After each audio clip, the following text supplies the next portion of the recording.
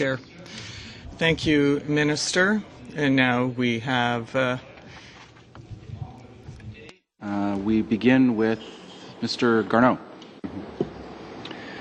D'abord, Monsieur le Ministre, j'aimerais vous féliciter pour... First, Minister, I would like to congratulate you on being so courageous last Sunday. We all heard about that in the news, and I hope that today you will show that courage once again to answer the questions I will be asking you.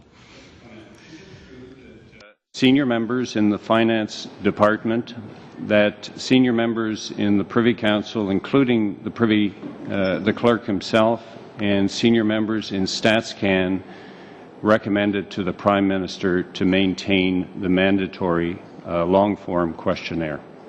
No, I have no knowledge of what PCO or Finance would recommend. I can tell you that we've had a dialogue for months with StatsCan on the nature of the long-form census. We take full accountability for the decision as a government to move from a mandatory long form to a voluntary set of questions with the view to balancing off the need for this data with the concerns of Canadians over the intrusive and personal nature of the questions. So that was a government decision. There's no question about that. I'm not trying to suggest otherwise. And then we've worked with StatsCan over the months to implement that kind of decision to make sure that the data that is collected is usable and reliable for the purposes for which it was intended. Thank you. I was hoping to get an answer on that one, but let me ask you another question. Are you intimately familiar with the long-form questionnaire from the 2006 census? I've been working more on the 2011 National Household Survey, which was released yesterday and is now found online, so I'm much more familiar with that, but I'll try to answer any questions. And maybe the reason I bring it up is because I've heard you, up until very recently, state that, Canadians shouldn't have to tell people how long it takes them to get to work and what time they go to work. Those questions are not actually in the census. I've heard Minister Baird talk about how many bathrooms, that question is not in the census. I've heard Mr. Bernier make similar inventions. I've even heard Mr. Blaney on the radio talking about how people have no business knowing what you have for breakfast. So the question is, if you're going to speak about these kinds of supposedly intrusive questions, I would recommend to all of you who are going to make these statements that you actually know what questions are in the long-form census. Sure. Can I be permitted to respond to that and clarify the situation? Obviously, I was speaking with knowledge of the 2011 National Household Survey, which has been released and is found online at StatsCan. Question 48, what time did this person usually leave home to go to work?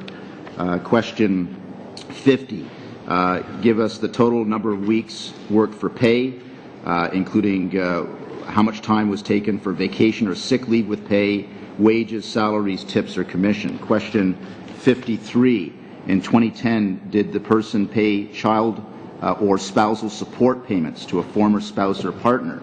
Dwelling repairs are found on question E6. Wanting to know about loose floor tiles, bricks or shingles, defective steps, railing or siding. E8, what are the yearly payments for electricity? These are the questions that are found on would have been found on the mandatory long-form census were not the decision made to go to a voluntary form, and they're still found in the voluntary. And there are lots of questions like that, for example, in the agricultural survey, which is still incidentally mandatory and has about 200 questions in it. I would like to go to the question of forthrightness. I would like to ask you why it is, because this is something that many people have brought up, why it is that you created the impression that StatsCan came forward with what you described as a perfectly workable proposal that would compensate for the fact that the long-form census was no longer mandatory, and that by making it voluntary and educating Canadians, that we would have the same quality of data. We know that this is not true. I know that it is not true. We know that the chief statistician resigned as a result of it. Why is it that you, in indulged in this misinformation in front of Canadians as opposed to being forthright and open and honest about how StatsCan actually felt about it, namely that a voluntary approach was not going to yield the same quality of data. Sure. Well, let me disagree with your characterization of the history of this, and let me say that probably you and I have a difference of opinion. I do not believe that Canadians who do not wish to hand over this kind of personal and private information, some of the questions that I've read off here today, deserve to be threatened with jail or threatened with fines or be fined or go to jail. That's a fundamental difference that you and I have, or your party and our party has. Having said that, I've been crystal clear, I hope I've been crystal clear, I think I have, that this is a decision made by government. Government, under the legislation, has the power and authority and obligation to decide which questions are mandatory and which questions are voluntary. There are many voluntary surveys done by StatsCan. We have changed the mix based on the reasons that I have just enunciated. We made that decision, not StatsCan. I've made it clear that StatsCan probably would have been quite happy just to move along with the status quo.